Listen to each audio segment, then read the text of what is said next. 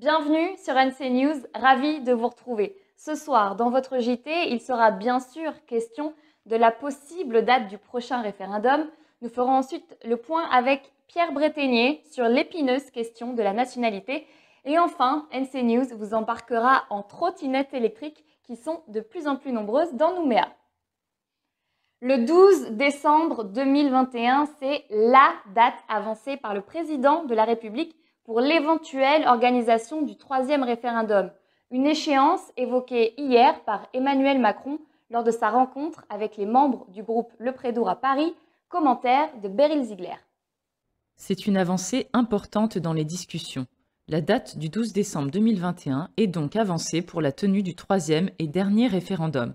En contrepartie d'une certaine manière, ce référendum serait suivi d'une période d'accompagnement de l'État de 2 ans.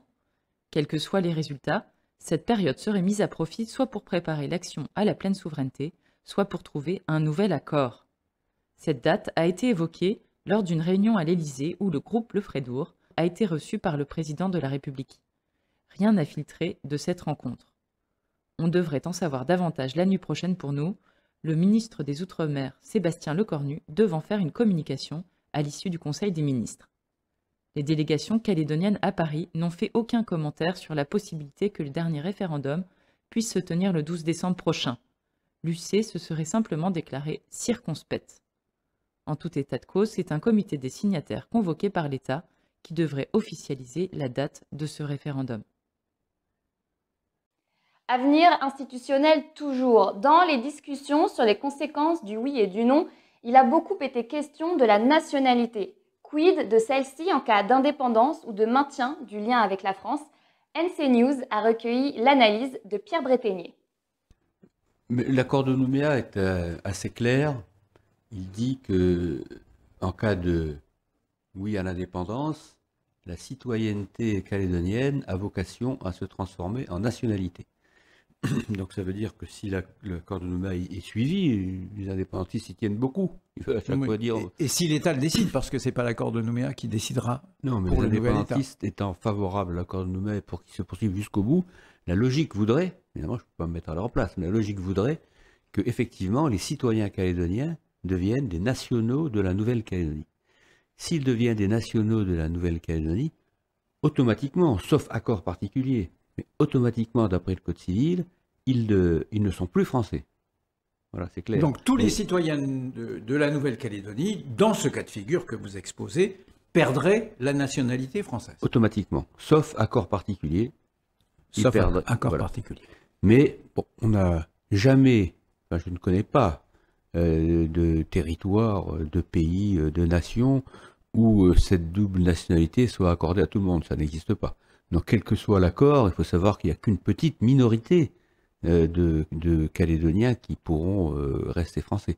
Je parle des Calédoniens qui auront la nationalité calédonienne. Alors après, il y a tous les autres habitants qui peuvent rester français, mais à titre d'étrangers. Ils seront des étrangers en Nouvelle-Calédonie.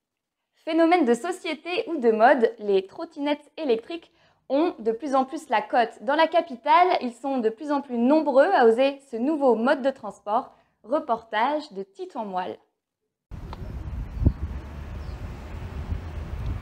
Très populaires dans les grandes villes du monde entier, les trottinettes électriques sont de plus en plus nombreuses dans les rues de Nouméa.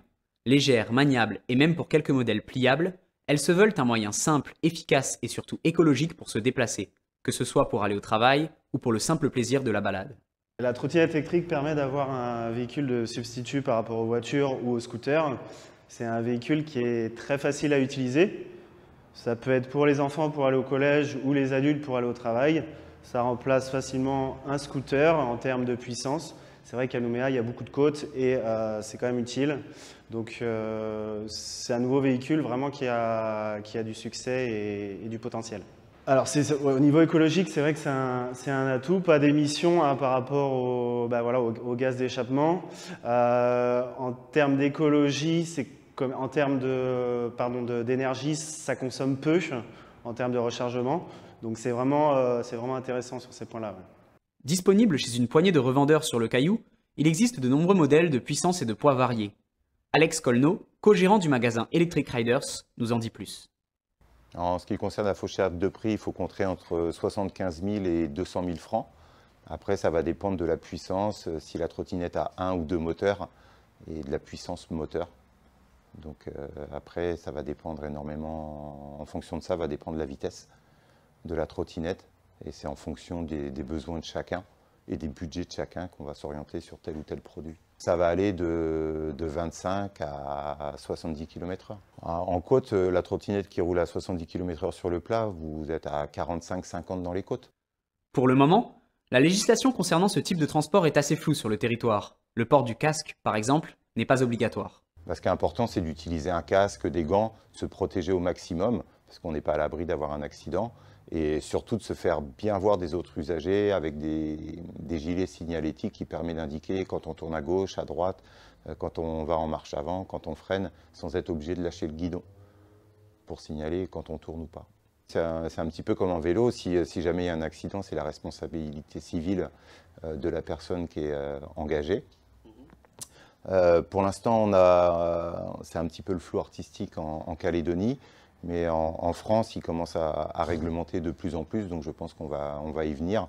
On aura normalement interdiction de rouler sur les trottoirs, sauf accord de la mairie, utilisation des pistes cyclables, sans dépasser les 25 km/h. Donc après, c'est à chaque personne de se conformer à cette législation. Dans une ville où les embouteillages et les problèmes de stationnement sont monnaie courante, ces engins électriques pourraient bien convaincre de plus en plus de Nouméens. Merci d'avoir suivi l'info sur NC News et à demain pour un nouveau point d'info.